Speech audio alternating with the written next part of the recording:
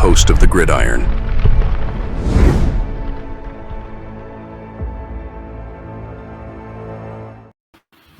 All right. Welcome to the Gridiron, baby. If you give this video a thumbs up or maybe share this video, that would be absolutely freaking awesome. If you subscribe to my channel, thank you. If not, please go down below, hit the subscribe button, hit that bell icon. That way next time I go live, or if I put a video out, you'll be notified. And it's free of charge. What do you got to lose, right? But if you are subscribed to my channel, thank you. If you want to help support my channel, out in the description box, very top link in the description box takes you to my membership page. I got 3 different membership levels. Each one has their own little perks to them. So once again, if you want to help support my channel out, it would mean so much to me. And I thank you in advance. Thank you. And then also, finally, a little ways down in the description box, there's another link. It takes you to my Facebook group. It's called the New York Giants, the Gridiron. It's my Facebook group. We have over 9,400 members in the group. It's doing simply marvelous, might I add. Basically, if I'm alive and breathing, and if I got internet access, I am putting stuff in that group darn near 365. It's called the New York Giants of Gridiron. It's my Facebook group. Please join it. You will not be dissatisfied. I promise. All right, guys. Well, hey, you know what that means, right? It's another Giant football game, another Monday night game, primetime game, however you want to look at it, whatever you want to call it, this, that, and the other thing. And, of course, another Monday night meltdown for the New York Giants. How are we going to lose this game this time? Yeah, I mean, you got to throw coaching in there, right? That's what, it's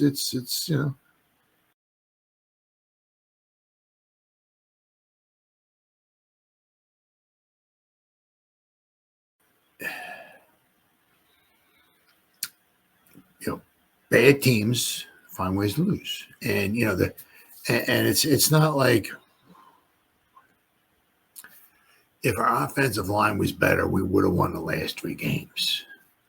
If our field goal kicker would have made the 3 field goals he missed the last 3 games, we would have won.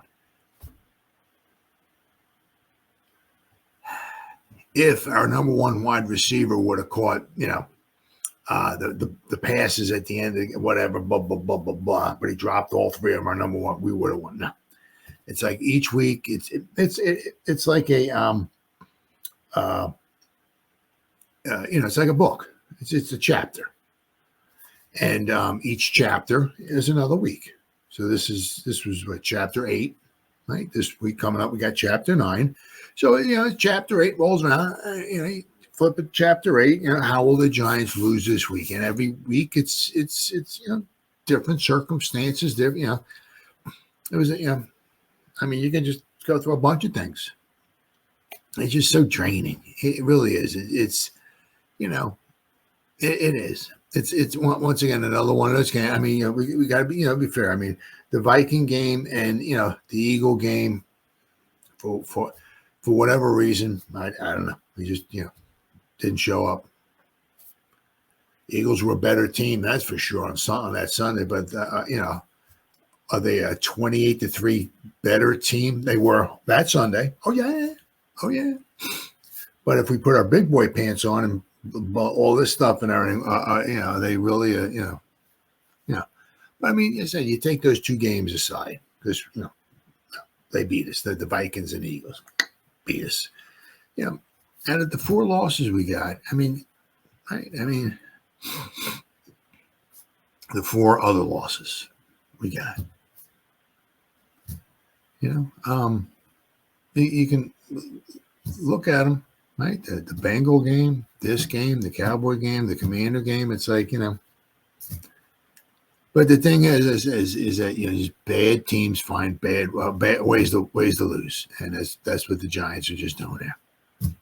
Every week, every week. I mean, I mean, there certainly were some good things here. We got to talk about Tyrone Tracy without question. Certainly looks like, I mean, hopefully, we have a little bit of a changing of the guards as we're seeing, of course, maybe this week. The old concussion come a calling. So have to see if Tracy can play or not. But if and when he can play, it looks like there's a little changing of the guard as far as playing time. He's good. He's not Barry Sanders. He's not Saquon Bar. But they went for a 5th round pick. Not too shabby. Not too shabby. We're going to go over, draft picks, high draft picks. We're going to go over another draft class, yada, yada, yada. But so far, I'm trying to keep an eye on the World Series game. But so far, this draft class, for the most part, looks pretty darn gone good. We're going to go over some of the other draft classes in a little later in our program here. But so far, this draft class does look pretty good. But it's just, I saw this one here. What is it from Big Blue View? It says 5 plays that changed the game. Oh, yeah, this one says, let's trade fumbles. One of the problems the Giants had was, or have had, right, is, the lack of the defense getting turnovers for the offense. So the Giants traded fumbles late in the 4th quarter. The first fumble gave life to the Giants as Bobby Okereke, with the help of Micah McFadden, punched the football away from Russell Wilson. Right? Good team effort there. Fumble gave the Giants the football down 8 late in the 4th quarter. Score was 26-18. And Daniel Jones started the drive at the Pittsburgh 37-yard line. A sensationally timed play by Okereke and McFadden, but TJ Ward returned the favor 5 plays later. After the game, and this is, once again, this is just, sorry, buddy. Sorry, pal. It's just, a mistake. After the game, Brian Dable provided valuable context as to why Jermaine Illuminor was alone against Watt. Dable stated that Daniel Jones was supposed to shift tight end Theo Johnson from the left to the right to give Illuminor a little bit of help. Now, whether that's a full-time help, a little chip, whatever, Daniel Jones didn't do that. Jones admitted the mistake in his post-game press conference.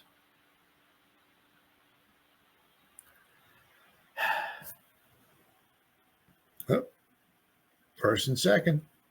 Yankees down by a run. First and second, one guy out. The Giants defense stepped up again after Jones' fumble. They forced a Steelers punt, and the Giants offense with 153 left in the game and to drive 85 yards. Now, under most circumstances, the way Daniel Jones has been the past couple of years, that's not happening. However, Jones threw this interception on the 5th play, effectively ending the game. The trading of the fumble, right? But it was, 42 seconds to go. Looks like the Giants had no timeouts left, but it was 2nd and 10 where we're at the 35-yard line. 42 seconds to go. You can do anything you want with 42 seconds to go. He's dropping back. Now, he had some pressure on him and all and everything, but once again, the guy does not see the field. We can see time and time again, where the guy's like wide open and he don't see him. Now, unless the reason why, and I have heard this. I have heard this, okay? Sometimes maybe, possibly, maybe why he doesn't see the guys is because the guys might be open, but they're not supposed to be where they are. What do we got? Flight out to right. First and second, 2 outs. Bottom of the 8th. The Yankees down by a run. But it's like he throws the ball here. Theo Johnson is standing right in the middle of the field. If you look in here, Theo is right freaking in. There's nobody near him. You hit him. Let's see. Just going to throw the pick. Let's see. Let's see. Is he going to play? Theo Johnson is standing. Theo Johnson is literally standing. I mean, he throws it high. Theo Johnson is literally standing on the 32, 31-yard line. There's nobody around him. I mean, I'm not saying, he throws the pass. The Steelers rally around them. I get it and everything like that. And I'm not saying he's going to run for a touchdown, but he could have gotten a few more yards. I'm sure he could have gotten inside the 30. Clock would have ran. By the time the interception was made, it was like down 30-something seconds. But, I mean, you get up to the line of scrimmage, maybe he might have gotten a first down. Maybe not. But, I mean, you wouldn't want to clock that it was third down. But, I mean, had plenty of time. I mean, it's just, one mistake, just mistake after the other. It's just, Wilson to Austin. The Giants kept the game competitive into the second half. However, the Calvin Austin returned a punt for a touchdown. Giants offense mustered a 3-and-out. Pittsburgh took the football with a 7-point lead and put more points up on the board. Russell Wilson converted a 3rd and 11 to Van Jefferson for 36 yards and had a 3rd and 8, 29-yard touchdown strike to Austin. It just, I mean, that brings up the punt return. It's like, I still don't know why. Yankees down to their final 3 outs. I still don't know why, and I don't know. But from what I'm looking, I'm seeing all that. Why it wasn't running into the kicker, roughing it, or something like that. I don't know. There was a penalty on the Giants, but to me, that should have been a penalty on Pittsburgh. Should have been offsetting penalties. Be re-kick. Take 7 off the board. I have no idea. Didn't look like he was blocked into the guy. Not like it looked like he hit him. Don't know. Unless, maybe Vegas called up the refs and said, hey, we need Pittsburgh to cover. Hey, a lot of money being put on the Giants. We need Pittsburgh to cover. All right. We'll grease your palms after it's over. Let's make that happen. All right. Nobody. I mean, so, don't know.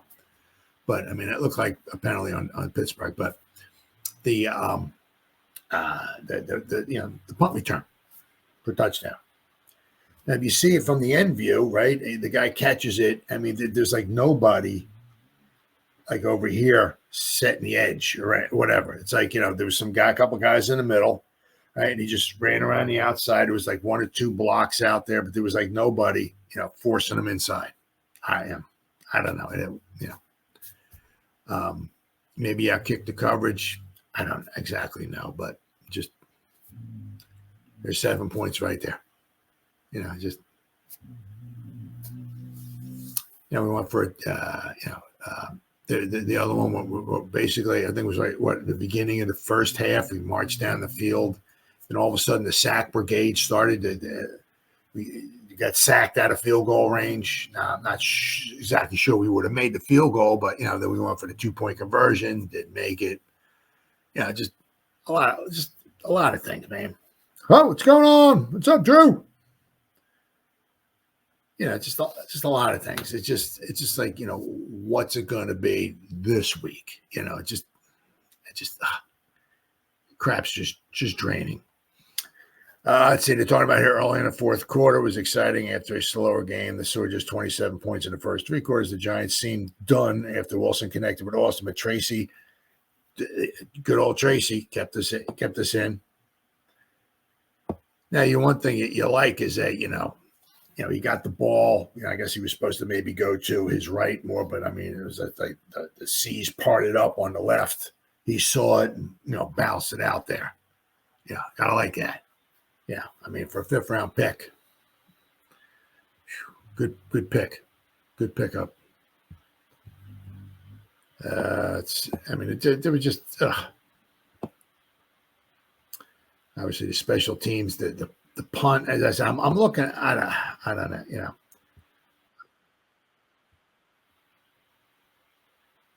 the guy, I don't see where the guy got pushed into him, knocked into him, nothing like that. Yep, he right down the sideline all the way for the touchdown. But I mean, I don't know why that wasn't like running into the kicker or roughing a kick or something. Negated touchdowns. Yeah. Yeah. You don't usually see this. There were 3 negated touchdowns in the first half. That's 6 field goals. 2 George Pickens touchdowns and a Chris Manhertz touchdown were all avoided and eventually resulted in field goals. The second Pickens overturned touchdown was the most peculiar one. How he couldn't, I don't know. But I'm happy. It was it was a trick, and it was a treat for the Giants as Pickens failed to get his second foot down. I mean, how he didn't get his foot down, I don't know, but I'm not complaining. Deontay Banks came off the underneath route to knock Pickens out of bounds before the second-year cornerback was benched. Yeah. He winds up kind of helping maybe save a touchdown, then he winds up getting benched. According to PFF, he missed a couple tackles. I mean, as you can obviously see in the game, he missed a couple tackles. So that was one thing. Jerome Henderson was it after the Cowboy game was kind of giving it to him a little bit publicly. Said, you got to do a better job of getting guys to the ground. He responded. The game against Seattle, he had a good game, but so we'll have to wait and see.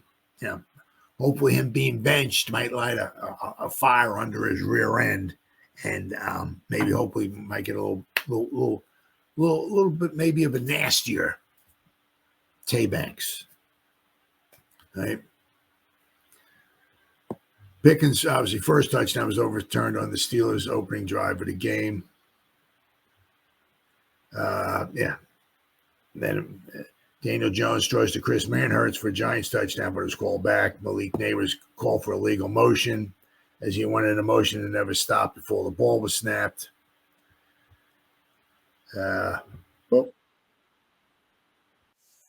Yep.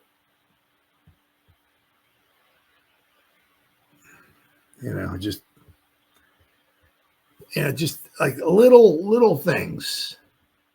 Little things. We're supposed to get, little things. Touchdown, call back.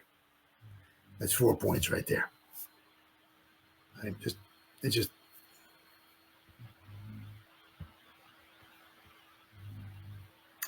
Neighbors never sat before or after he motioned, which was the cause of the penalty. New York's offense had 9 penalties in 3 quarters. Greg Joseph kicked the second field goal to tie the game early in the second quarter. What else we got here? I mean, there was so much. Just so draining.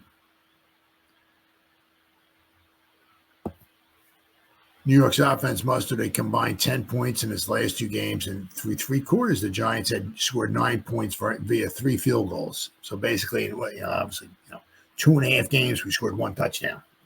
They gained 222 yards entering the fourth, or just 3 of 8 on third downs, and hadn't threatened to reach the end zone since their second drive of the night. Urgency did prove to be the best motivator, as a 2-touchdown deficit seemed to wake up the Giants' offense, which enjoyed some surprise success on the ground in the fourth. But in the end, the Giants wasted their best chances. New York regained possession after forcing a Wilson fumble, then fumbled it right away, right after the Watt sack. So that was the latest example of the Giants failing to provide their tackles with some protection assistance, and ended up being the most costly. Yeah. That is the story of the Giants most of the season. They commit plenty of errors from a strategic and execution standpoint. Steelers, they talk about obviously the punt return. Now I'll have to wait and see here. Does this shift the Giants' approach going forward? Look, by now we've identified the Giants' limitations. This team isn't threatening to make the playoffs. They're limited offensively by a number of reasons, that extend beyond their quarterback. And even after scoring 18 points against a stingy Steelers defense, there's little reason to believe they'll figure it out anytime to warrant keeping the entire band together. Now, that's, do they start, jettisoning some of the players halfway through the season with 2-6? I think we have, I saw something on one of the Facebook groups said a thing. I think the Panthers, I guess, with the way the teams are playing and the schedule they got going forward and yada, yada, yada. Unless somebody just made it up, I think they said the Giants have like a 2% chance of making the playoffs. Carolina has a 1% chance.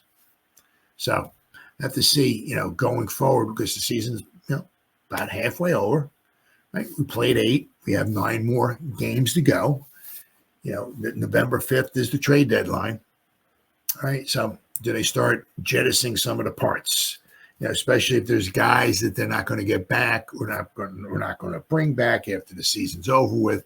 Do they try to get rid of them and get something in return, even if it's a 6th or 7th round pick, even if it's a bag of Doritos? I like Doritos. You can give them to me, right?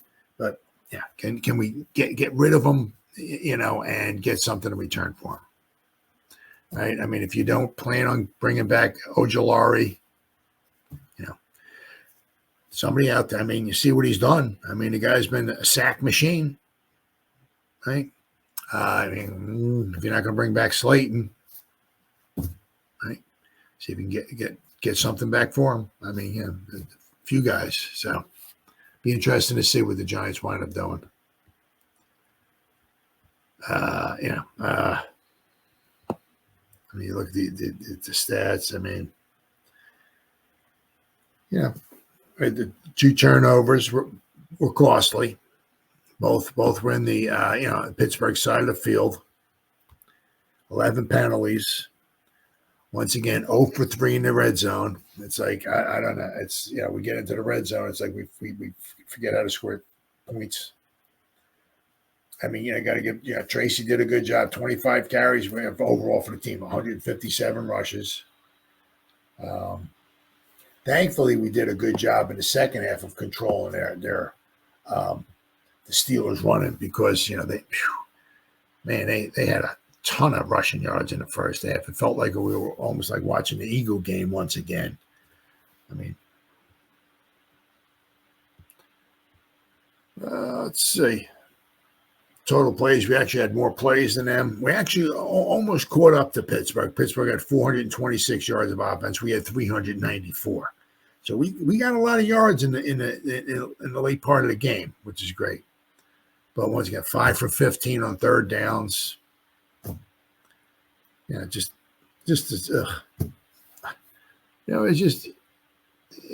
once again, just draining. It's like how are we going to lose this week? How are we going to, and it's like, we got the Commanders coming in. They're coming off a high, beating the Bears on a Hail Mary. You see that? I love it when it winds up being like that. That idiot. I don't know what that morons, the Bears cornerback with him. Bye-bye. We win. Here's your last play. It's a Hail Mary. You're not going to catch it. Bye-bye. Waving to the fans and stuff like, what are you? An idiot, dude?